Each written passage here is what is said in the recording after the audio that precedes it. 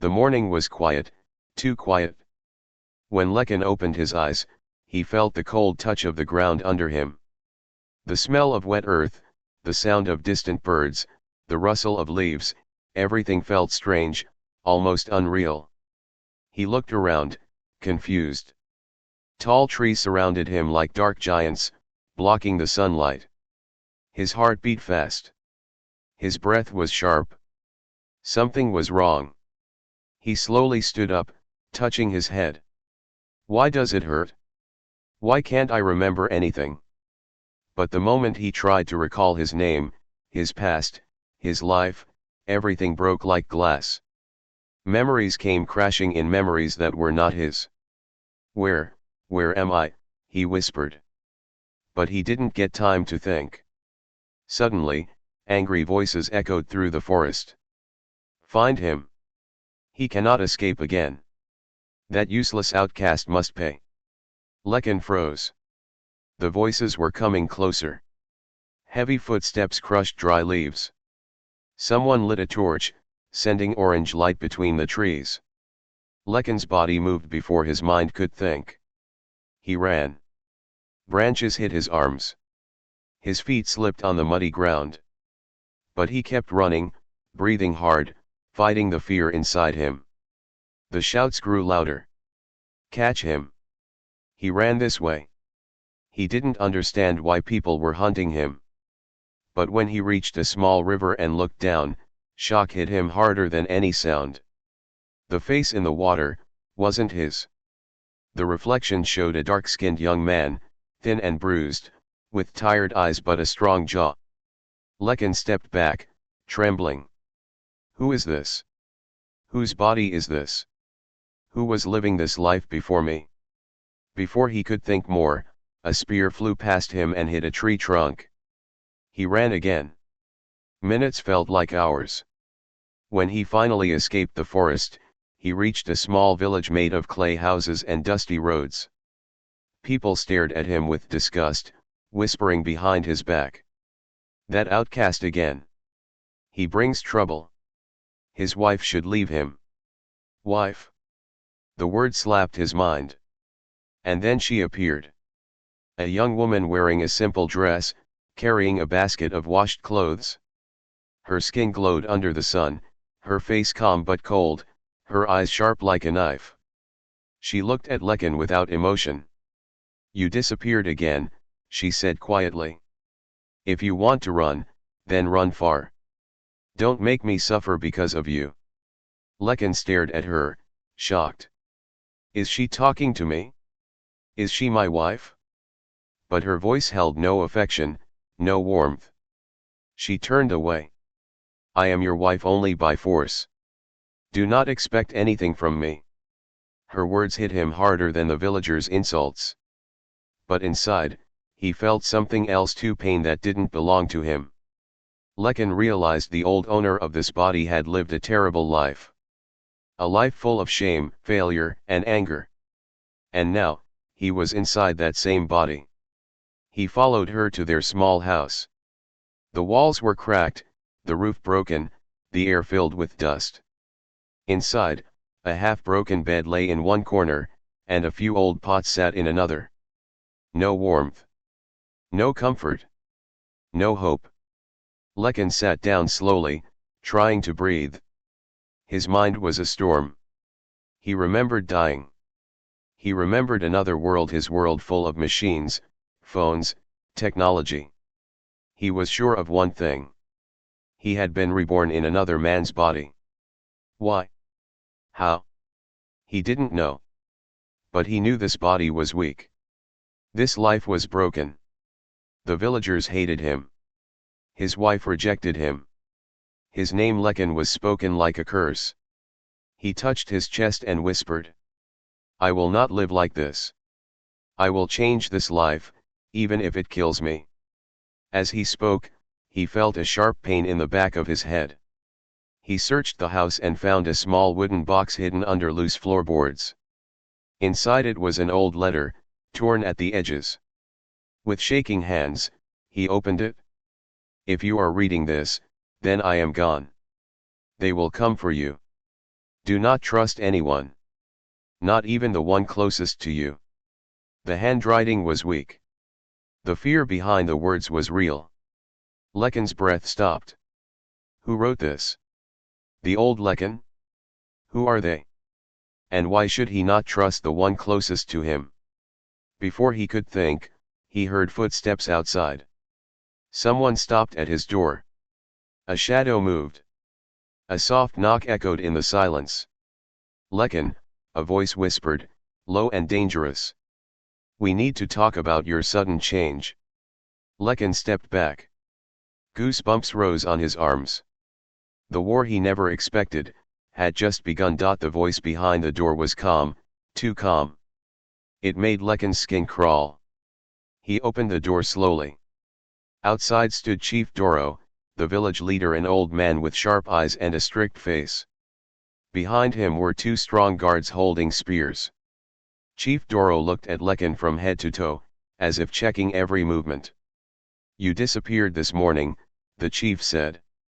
People saw you running like a madman. Explain. Lekin swallowed hard. The old Lekin's memories told him one thing. This man never trusted him. I went to the forest to think, Lekin replied, keeping his voice steady. I felt lost. Chief Doro narrowed his eyes. You always feel lost. But today, something is strange about you. He leaned forward slightly. You speak differently. Lekin forced a weak smile. Maybe I am trying to change. The chief didn't look convinced, but after a long moment of silence, he turned away. Be careful, Lekin, he said softly. A man who changes too fast becomes a danger. With that, he left. But Lekin felt more fear than relief. Why was everyone watching him so closely? He closed the door and took a deep breath. The house felt colder now. Malia sat in the corner, quietly folding clothes. She didn't look at him. Lekin's eyes scanned the broken furniture, the messy tools, the empty shelves. This life is ruined, but I can fix it. I must. He stepped outside again and looked at the small patch of dead land behind the house. Dry soil, no plants, no hope. But he had something no one else had. Modern knowledge. He knelt on the ground and started digging. He loosened the soil, cleared the stones, mixed in ash for nutrients. He remembered videos he had seen, articles he had read. Spacing, moisture, depth, sunlight. I can do this. The neighbors watched him from a distance. Look at him. He is pretending to work now. Hopeless fool. Lekin ignored them. He planted seeds in rows, watered them using a broken jug, and built a simple shade using old branches. Hours passed. Sweat covered his skin. His hands became muddy. But he felt alive. For the first time in this new life, he felt purpose. When he entered the house, Malia stared at his muddy clothes. What nonsense were you doing outside? She asked coldly. Trying to change things, Lekin replied. She laughed without smiling. People like you don't change. You only bring trouble. Her words hurt, but he didn't argue. He understood her pain now. The old Lekin had failed her again and again, lazy, angry, foolish. She had carried the weight of this marriage alone. But I'm not him. He wanted to say it. But he couldn't. Instead, he cleaned the house quietly. He fixed broken pots. He swept the floor. Malia watched him silently, confused but still guarded. When night fell, Lekin stepped outside to check his new garden. The moonlight made the soil glow softly. He smiled. But suddenly he heard whispers. Two men stood behind the fence. Did you see him today? He works like someone new. If he keeps changing, the truth might come out. Lekin's heart stopped. The truth? What truth? The men walked away quickly, leaving him alone with more questions. The next morning, Villagers gathered around his garden, shocked. How did these plants grow so fast? This land was dead. Is he doing magic? Lekin smiled calmly. Just simple farming techniques. The chief pushed through the crowd, frowning. Simple? No one here knows this. Where did you learn it? Before Lekin could answer, Malia stepped forward. He didn't learn it, she said sharply. He is just pretending. Everyone stared at her. Lekin felt a sting in his chest, but he understood she was protecting herself. She didn't want to be disappointed again. But then something unexpected happened. A young mother came running. Her child had a fever. She begged for help. Most villagers ignored her. The local healer was away. Lekin remembered basic first aid and hygiene from his old world. He gently washed the child's face, cooled him with water, and cleaned a small infected cut on his arm. He made a simple herbal drink using leaves he recognized. The mother watched with hope. The crowd watched with fear. Within minutes, the child's breathing became calm. The woman fell to her knees. Thank you. May God bless you. People began whispering. Maybe he really changed. He helped a child. This is not the old Lekin. But one voice cut through the crowd cold and sharp. What are you trying to prove? It was Malia. She looked at him with confused eyes, soft for a moment, then guarded again. Lekin wiped his hands. I am only trying to help. That evening, he built a simple water filter using charcoal, sand, and stones, something he had learned from a survival video. Villagers gathered again, amazed as clean water dripped out. How do you know all this? Who taught you? Why now? Lekin stayed silent. He didn't have answers. But inside, something else grew, a quiet confidence. This small rise, this small change, was just the beginning. As the sun set, he heard footsteps behind him again. Someone whispered in the darkness. If you keep rising, Lekin, the past you don't remember will destroy you. He felt a chill crawl up his spine. The war was bigger than he thought. The days passed slowly, but every day, Lekin worked harder. The villagers still watched him with suspicion, but he did not care. He had a plan. A simple plan: help people, earn respect, and survive. One morning, Lekin saw smoke rising from a small hut at the edge of the village.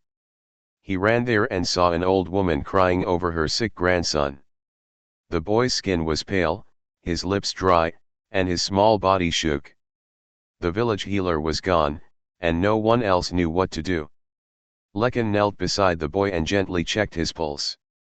He remembered lessons from his old life: clean water, simple medicine, care. He ran to his garden, picked fresh herbs, crushed them into a paste, and applied it carefully. Then he boiled clean water, mixed it with a little honey, and gave the boy a sip. The mother watched anxiously. Will he survive? She asked, tears falling down her face. Lekin smiled softly. He will. Just let him rest. Hours passed. Slowly, the boy's breathing became calm. The old woman clutched Lekin's hands. Thank you so much. You saved him. The villagers gathered. Whispers ran through the crowd. Is this the same Lekin? Could he really be changing? The outcast, helping people. Even Chief Doro came quietly. He watched from behind the crowd, stroking his beard. Lekin's small acts were building respect. But the one person whose eyes Lekin wanted to meet most, Malia, stood at a distance, arms crossed. She said nothing, but her expression was softer now. A faint curiosity sparkled in her dark eyes. That night, Lekin returned home. The house felt warmer somehow. Malia was preparing food, and she didn't look away from him. She placed a small bowl in front of him. Eat, she said quietly. Lekin nodded. He did not speak, but inside, his heart felt lighter. He knew that small moments mattered. Every act of kindness, every demonstration of skill, was changing her perception slowly. The next morning, Lekin decided to teach himself something new: a water filter system, better than the one before. Using simple stones, sand, and charcoal, he created a clean water source for the village. He invited everyone to see it. Children ran to drink, women filled pots, and the men watched, shocked. How does he do this?" one asked. "It's science," Lekin said softly. "Clean water saves lives. That's all." Malia watched him quietly. She did not smile, but she didn't leave either. Days turned into weeks. Lekin continued helping villagers. He repaired broken tools, built simple tables and shelves, and taught children to read. He did not expect praise. He only wanted to survive, to build respect, and to protect Malia from shame caused by his past. And slowly, it worked. The villagers began to respect him. They no longer called him useless.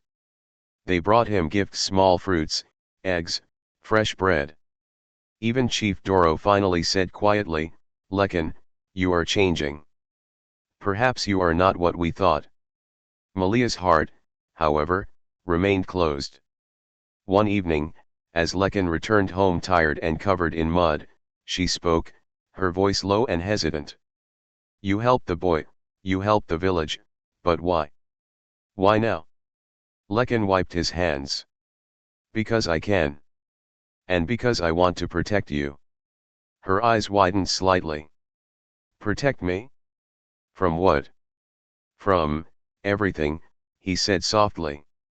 For the first time, she looked at him not with anger, but with uncertainty. Lekin saw a flicker of trust, tiny but real. That night, Lekin could not sleep. He thought about the old letter, about the hidden threats, about the enemies who might be watching him. And yet, he felt a strange joy: he was learning to use his modern knowledge to survive in this old, harsh world. The next morning, as the sun rose, Lekin visited the village square.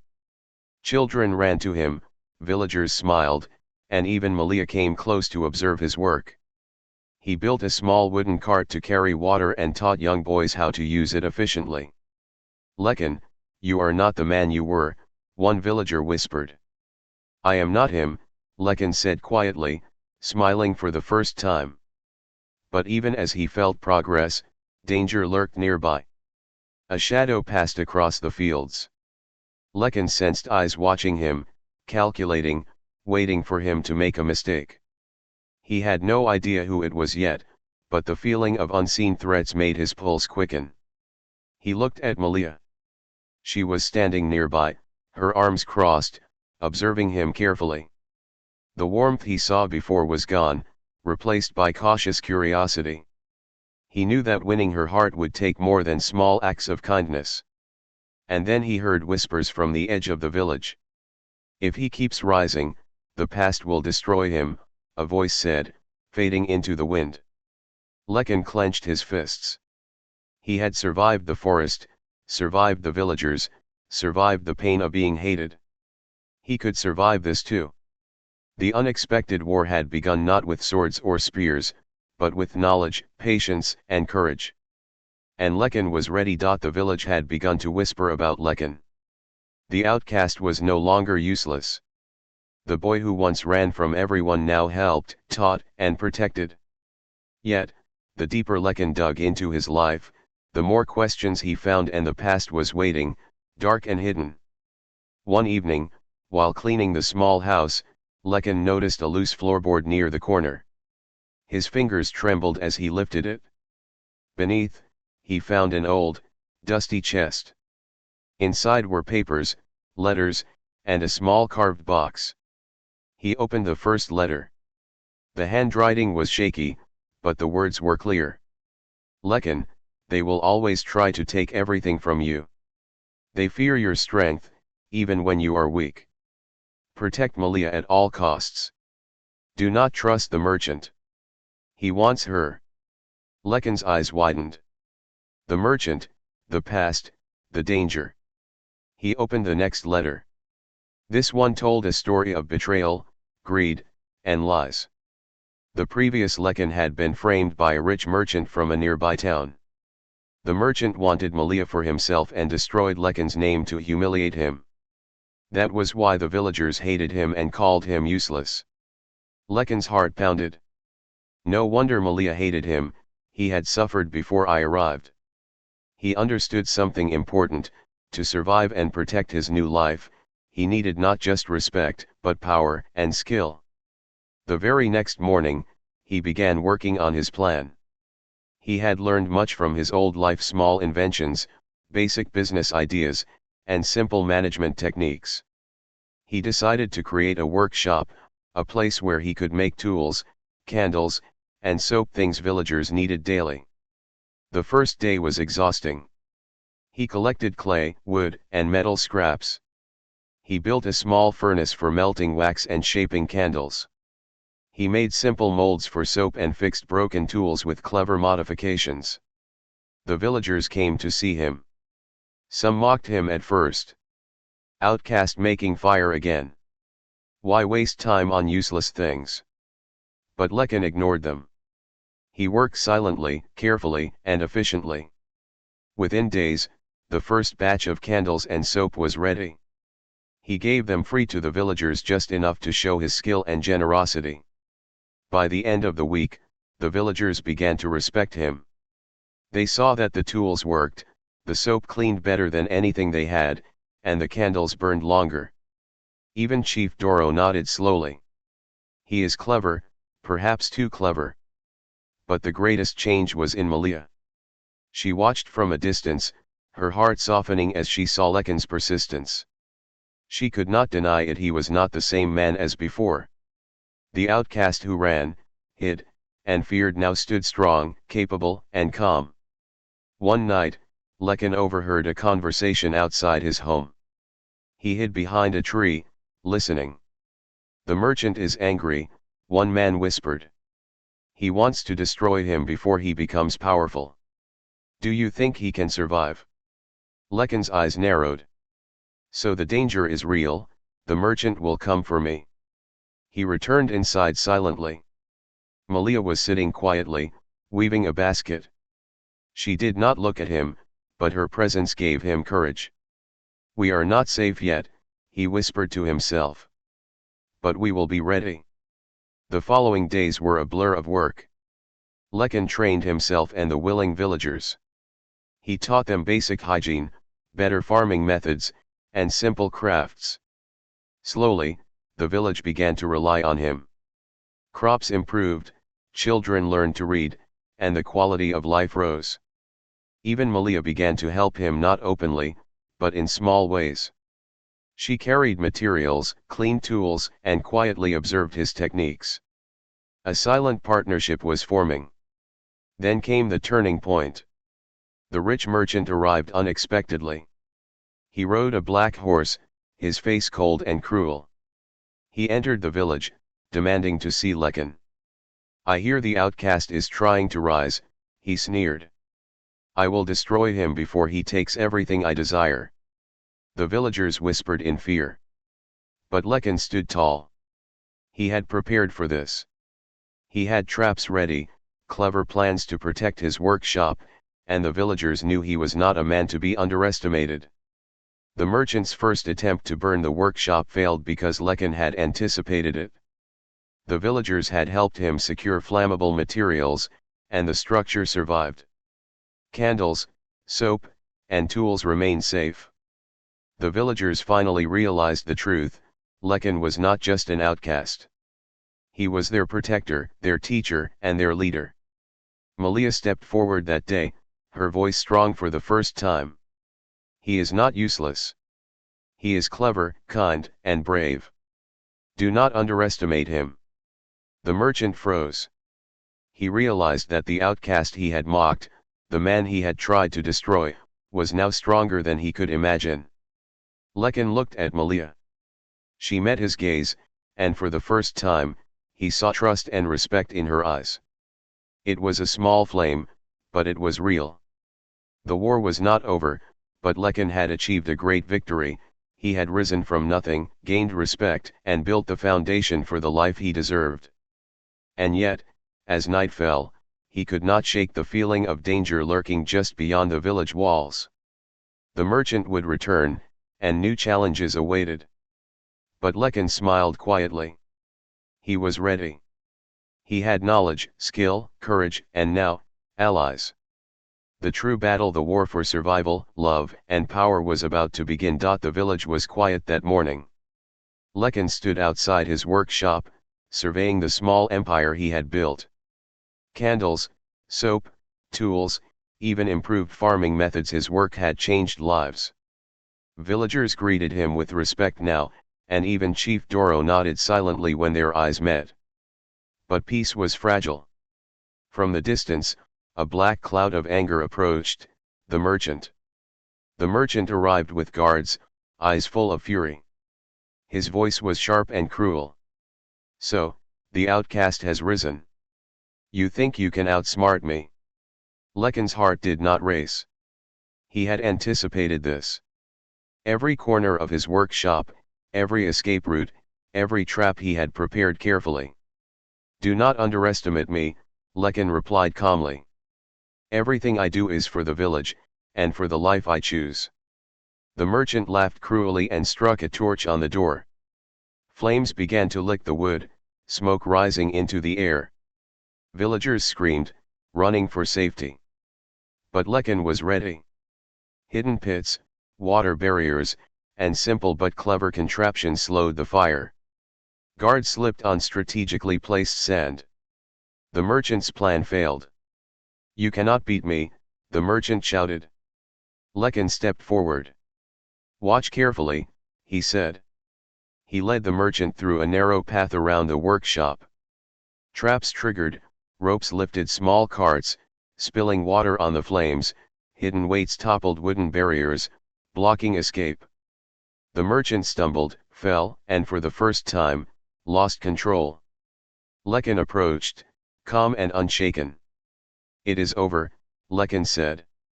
Your lies, your greed, your cruelty, it ends today. The merchant had no choice but to retreat. Villagers cheered quietly, watching the outcast turn into a hero before their eyes. Malia stepped forward, her eyes full of emotion. She looked at Lekin, no longer cold, no longer distant. You saved the village. And yourself, she whispered. Lekin smiled softly. No, Malia. We did this together. You helped too, even when you didn't realize it. For the first time, she smiled. A real smile, gentle and warm. Days turned into weeks. Lekin's workshop grew. He invented small machines to improve farming. He trained the villagers in reading, writing, and practical skills. His knowledge from another world had turned the village from poor and helpless into a thriving community. He became rich, not only in gold, but in respect and love. Villagers no longer whispered about the outcast, they spoke of Lekin the wise, the man who had changed everything. Malia finally spoke openly. I misjudged you, she said one evening as they walked together in the fields. I thought you were weak, useless, but I see now. You are strong, clever, and brave. Lekin reached for her hand. I am not the man you thought I was, but I am yours, if you'll have me. Tears filled her eyes. I misjudged you. Please forgive me. Lekin smiled. There is nothing to forgive. We have a future to build, together. The village celebrated their success quietly. The children played safely in the streets, women carried fresh water easily, and men worked with purpose. Lekin's inventions and skills had changed lives, but more importantly, they had changed hearts. Yet even as he enjoyed this victory, Lekin could not forget the warning in the old letters.